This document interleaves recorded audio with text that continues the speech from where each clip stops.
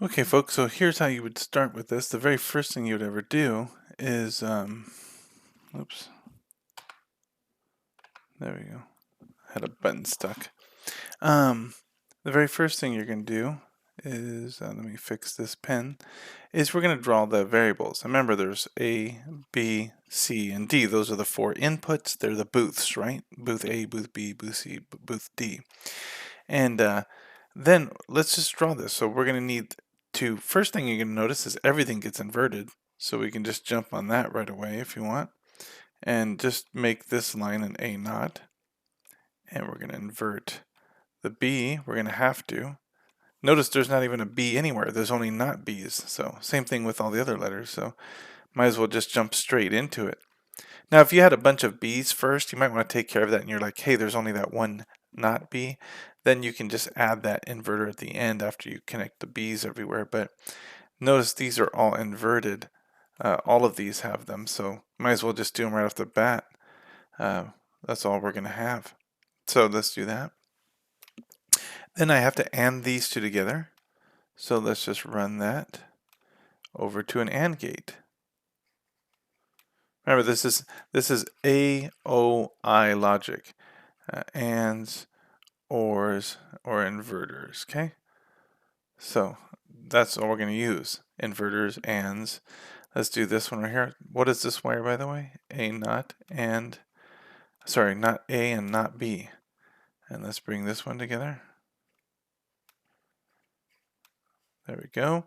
And this one's going to be not C and not D. So I already did this one here, and I did this one here. I just need to deal with this thing here, the OR. I remember plus means OR. So let's just go stick it in an OR gate.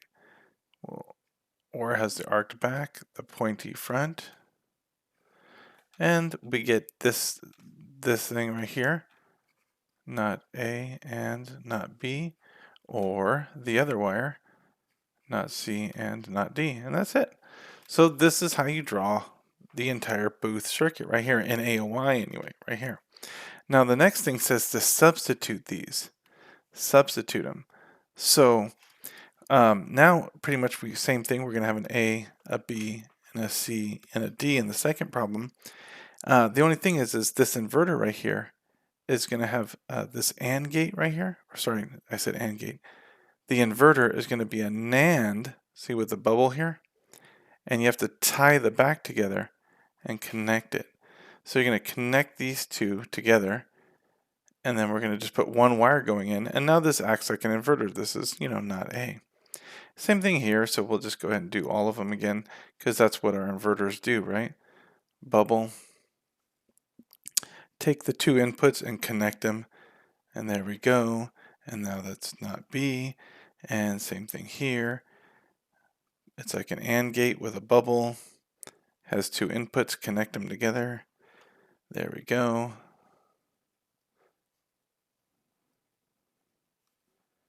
And there's my four inverters. Same thing as before, I just substituted NANDs as it's said to do. Then I need to AND gate it together. So we take this and we put it into an AND gate. But remember, an AND gate looks like this. You have a NAND. That's a NAND. Remember with a bubble? A NAND. And then it feeds into one of these inverter looking things right here. And then same thing here. So there's one AND gate. I'm gonna just kind of circle it right here. That's one AND gate. Remember that? That's the substitution right there. So let's do that for the other one. This one also goes into an AND gate. So that means we're gonna take that NAND. There we go. And we're gonna stick it into an inverter or a NAND inverter thing. And there we go. But of course the difference is the back gets wired together. And this is the other AND gate. Remember, that acts like one AND gate, right? So I'm just going to write that for you guys. That's an AND gate. That's an AND gate, And I'm just trying to show you this. You don't have to do that in your work. You'll kind of know that. Unless you think it helps you, then you can do it. This is where we put the OR gate. Oh man, an OR gate's kind of funky, so actually I'm going to undraw those, and they're a little bit big. Remember, they're kind of bulky. You have to take two inverters right here, and they're not technically inverters, they're NAND gates, but you have to build them like an inverter. This is how you do an OR gate.